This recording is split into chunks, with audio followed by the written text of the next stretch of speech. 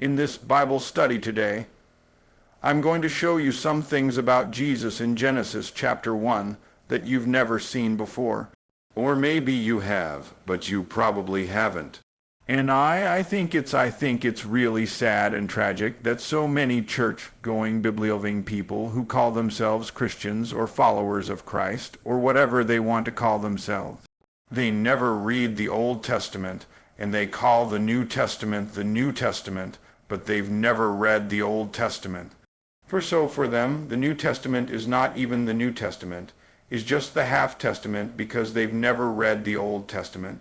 So, how can you have a new one if you've never had an old one? Like, let me encourage you, read the Old Testament. There's so much, and I'm going to read Genesis 1 verse 1. I have way more to cover than this, but that's what I'm going to cover right now for sure. I'm going to give you Genesis 1 verse 1, and I might go to Genesis chapter 2 verse 4. So here's what it says in Genesis chapter 1 verse 1. In the beginning, God created the heavens and the earth. Now, there's so much interesting about that because in English, there's 1, 2, 3, 4, 5, 6, 7, 8, 9, 10 words. But in Hebrew, there are 7 words in Genesis 1. 1, Brashit, Bara, Elohim, Ad Hashemim, Vet, Hetz. That's it. Those are the 7 words. Now, what I'm going to do is I'm going to go over here on my trusty digital blackboard.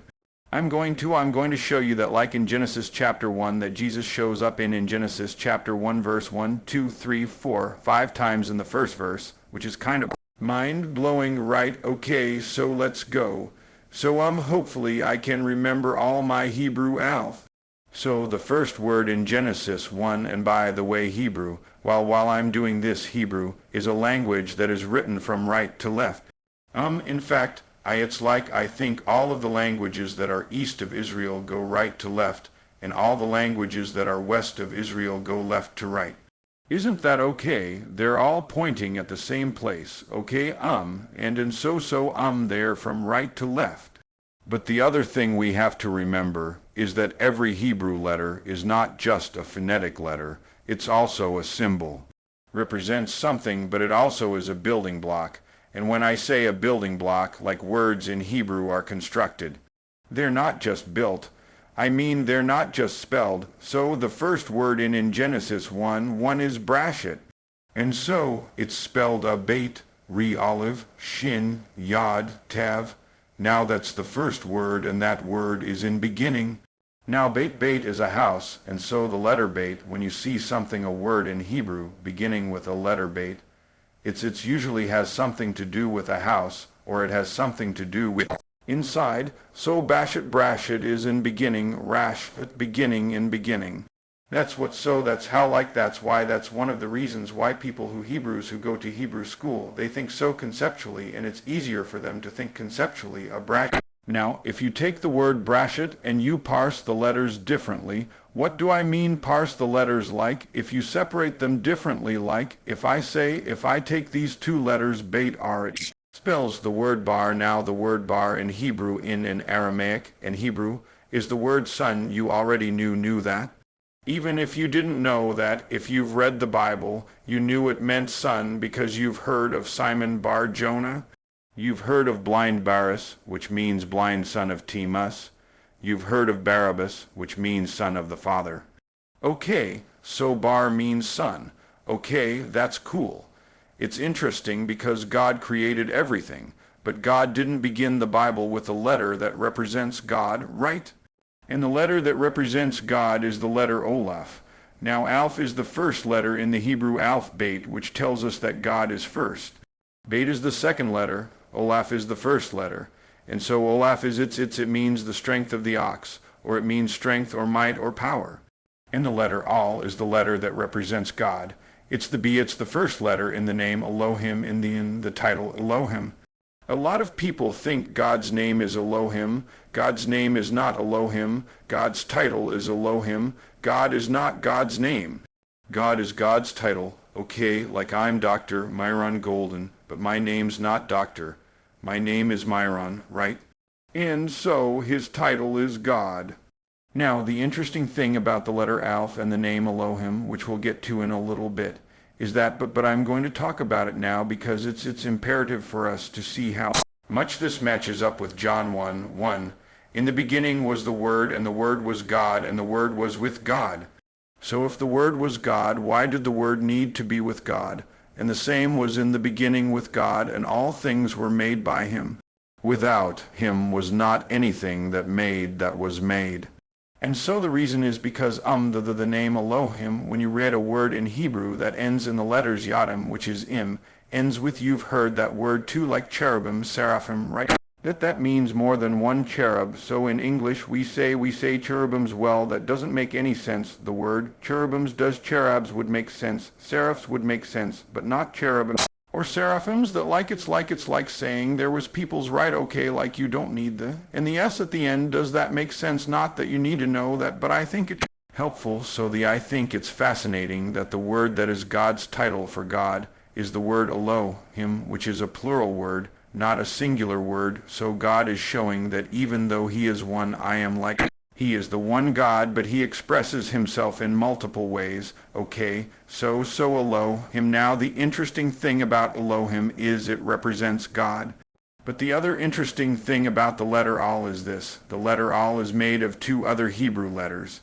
What are they? The Yod and the Vav. There's two Yods and there's a VV. So this is a Yod. This is a Yod. And this is a V. Well, a Yod is a hand, so we got two hands, and above is a nail, so we see Jesus in just the letter Aleph. Are y'all tracking? Why? Because it's all about him, right? It's all about him. For thou art worthy, O Lord, to receive glory and honor and power. For thou hast created all things, and for thy pleasure. They are, and they were created. Everything exists because of and for Yeshua, who is God. It's interesting that it's hard for people to ask, well, how can God? Well, first of all, if you can ask the question, how can God? Then you're talking about somebody other than God. What does that mean? Well, if he's God, he can do whatever he wants. Like anybody in here have a pet. You have a dog or a cat. Anybody has a dog, okay. Can your dog understand everything you do? No, but your dog has a better chance of comprehending everything you understand than you have of comprehending everything God understands. Okay, let that one marinate. Okay, so the Son of God, and then the letter Shin means destroyed. It represents teeth or fire. But even if you take the letters Alf Shin like this is power or might, strength, and then Shin is destruction. So ash is a word in Hebrew which means fire, which is like ultimate destruction. Okay, but we see the Son of God is destroyed. Yod is a hand with his hand, and then Tav is a cross or a covenant. In fact, the ancient symbol for Tav was that. This is the modern Hebrew version, but that's the ancient symbol. So it's a cross or a covenant. So if you look at covenant, the first word in the Bible, brashit, is telling us the whole story. The Son of God is destroyed by his own hand with his hand on a cross for our covenant. That's the first word. We haven't even gotten to the second word yet. Okay, so now I'm going to write bar. I'm going to write it again just because it'll be faster. So brash, we already got that one, brashit. And then we see the word bara. And bara, the word bara, it means to speak something into existence. Now I know there are a lot of popular preachers and a lot of popular gurus who say you can speak things into existence. I am here to let you know they are all wrong. Why? Because the only person in the Bible that ever bared anything is God. Because to bara means to speak something into existence out of nothingness, to make something out of nothing. But God he did more than make something out of nothing. God made everything out of nothing, brah. Now it's interesting that Beit R is what? We talked about it over here. B Sun Bar, Alpha is what? God. There he is again. The Son of God is there again. Bet Brashit Bara. These three letters are the same as the first three letters right here. And by the way, the word bara means to speak. So when God created, he was speaking. Actually, to speak is dar. To speak is dar. We're going to get to that in a minute. Bearer is the Son of God. So in the beginning God created out of nothing. The Son of God, in the beginning was the Word. The Word was what? Was God. The Word was with God. The same was in the beginning with God. Is it all falling into place for you, Bar Brashet Ber Elohim? I don't even remember how to spell Elohim. Okay, so, but you know what? I'm gonna look it up, alright. So, Son of God, okay, Elohim, there it is. So, the name Elohim is Olaf Lambed. By the way, Olaf Lambed, this is the layer represents God. This is the shepherd's crook. So, God is the strong shepherd. Okay, the Lord is my shepherd. I shall not maketh me to lie down in green pastures. In fact, okay, I'm not going to chase rabbits. I want to chase rabbits so bad, okay, Elohim is this is hay. This is a hay. That's a container with an open window, which means behold.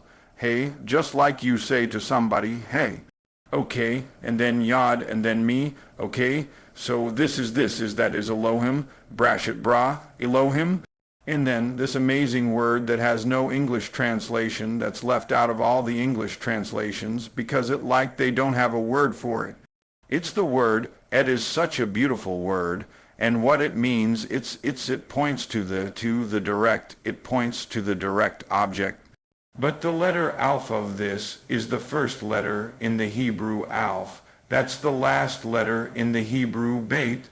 This is the Alf and the Tav. This is the and the Z. This is the first and the last. This is the beginning. This is the end. This is the Alpha. This is the Omega. Now I want you to notice that Et is Bashet Bar Elohim. In the beginning was the Word, who by the way, who is the beginning and the end, who is the first and the last, who is the Alpha and the Omega, Jesus, who is the like. No wonder he knows the be and end from the beginning. Why? Because he's the first and the last, okay? Bashet Bar Elohim et Hashem. Okay, let me look up the spelling of that one too, because that's a long one. Okay, HM is the heavens. Now that the word Hashem is the word heavens, but it means sky waters. Okay. So Brash Bar Elohim et Hashemim. H is also the word for the in Hebrew, so the heavens or the sky waters, and then it says vet. There's that word at again. V is the letter VV, which means nail. We already talked about that, right? But it's also the Hebrew word for, and because a nail connects things and is a connector, right? So vet. So when you read vet and with the olive av, so being beginning God with the olive tav created the heavens, and with the olive out of tab he created earth or herets, and which would be the earth looking up how to spell heret, okay, it's vet. And then that's spelled olive resatic, okay, so that is in the beginning God created the heavens and the earth. Okay, that's Jesus in Genesis, the first verse, but Jesus is showing up here. He's showing up here, the Son of God. Son of God, he's showing up here, the Son of God. He's showing up as the strong shepherd. He's showing up. He's showing up here as the first and the last, and then he's showing up here again at the end as the first and the last who created. He's the first and the last who created the heavens. And he's the first and last who created the earth. This is Jesus in Genesis. Now remember I told you that the letter Aleph is made of two different letters. Is made of two yods and a tav. A yod is a hand. Okay, go read Genesis 1 and 2 today. Okay, go read Genesis 1 and 2 today. You're going to see that when God was creating everything, he referred to himself as God with his title. But then when he created man, and he started after he created man, he referred to himself as the Lord God. Now the word Lord, there are several words for the word Lord in the Old Testament, Hebrew words. There's the word Adonai, which means owner, master, ruler, but there's also the word what we say Yahweh. But it's not actually Yahweh. It's really cool how much the level of reverence that Jewish people have for God's name is they won't even say it. That's how holy it is, like God's name is too holy to say, so they refer to him as Hashem, and Shem means name. Ha means the. So when they talk about God's name, they just refer to him as the name, which reminds you of what? Philippians chapter 2, right. Let this mind be in you which was also in Christ Jesus, who being in the form of God, thought it not robbery to be equal with God, but made himself of no reputation, but took upon him the form of a servant, and was made in the likeness of men, and being found in fashion as a man, he humbled himself, and became obedient unto death, even the death of the cross. Wherefore God also hath highly exalted him, and given him a name which is above every name, that at the name of Jesus every knee should bow, and every tongue should confess that Jesus Christ is Lord. The glory of God the Father, I think it's Acts 4:12, but it says, There's no other name given among men whereby ye must be saved. So in Genesis chapter 2:4, we see the word Lord for the first time, but the word Lord is the word Yud. And I'm gonna end on this. The word Lord is why, and this tells us something about who God is in his identity. Okay, I'll use the eraser pen. I made that a little bit too big. There we go. Okay, why, so this is a hand. The letter Hey means behold. Hey, the letter above is a nail. And the letter Yod is a hand. The hand, behold the nail. Behold the hand, oh why. That's not supposed to be a Y. Why, I'm like, what is missing? Yud is God's name, Yud the hand, behold the nail, behold, this should be behold. So, behold the hand, behold the nail, behold the nail, behold the hand, that is the name of God. In the beginning was the Word, and the Word was God, and the Word was with God, and the same was in the beginning with God. And all things were made by him, and without him was not anything made that was made. Jesus is God, and God is God. Some people say, no, Jesus is not God. He couldn't be God. Well, here's what it says in Isaiah. Says, For unto us a child is born. A child is born. Unto us a son is given. So the child was born, but the son was given. And the government shall be upon his shoulders, and his name shall be called Wonderful Counselor, Mighty God. The Son's name shall be called Mighty God, the Prince of Peace, and the Everlasting Father. Yeshua the Messiah. Yeshua the Messiah, Jesus the Christ, of the New Testament is the God of the Old Testament. There's so much more. There's like the story of salvation in the first, 11 verses of Genesis chapter 1. There's the story of salvation in the genealogy of Adam in Genesis chapter 5. It's all throughout, and the reason I like people say, oh yeah, a bunch of men wrote the Bible, a man. One man couldn't come up with something this multi-dimensional, proving itself backwards, forwards, and any other way that you look at it, let alone a group of men. And you get two people together, they can hardly agree on anything. You get a whole bunch of people together, there's no universe in any galaxy that's ever existed in which the Bible could have been written by men. So hopefully that's helpful. Stay blessed by the best. I look forward to seeing you.